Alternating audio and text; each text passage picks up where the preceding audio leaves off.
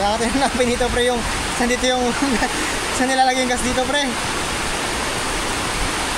Ano pre, nakita ko pre. Saan? Ayun dyan pre oh. Uy. Saan yan? Sa harap? Ano pre? Ayun dyan pre oh. Ayun oh. Fuel reservoir cap. Fuel reservoir cap cover. Ayan, Dito yun, sa yun. likod. Tara pre, tara pre. Check pa natin ba ano ba? Kaya nga may information tayo pre. Ano tayo? Mga old ways tayo, old. Dito. Kabila? Ha? Ay, yan.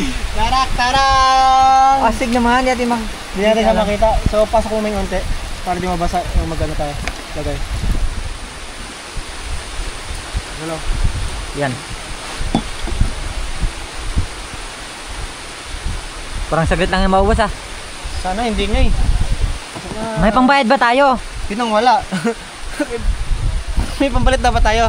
Ano gusto mo kuya pambalit? May ano kami dito kuya. May Iwan. basahan kami, benta kami basahan. Iwan na lang kita dito. Ang gagawin mo yun, Meng. Bantay mo muna to. Okay. Pakita ko doon sa taas ha. Sige. I-check ko sila.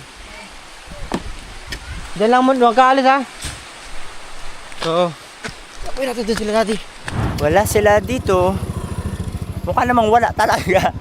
Alis na ulit kami. Yung iba, let's go Japan. Yung iba kami, let's go Hanapan.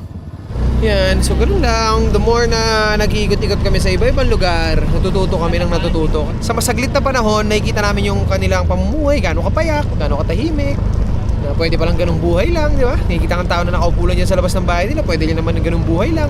Depende lang talaga sa'yo.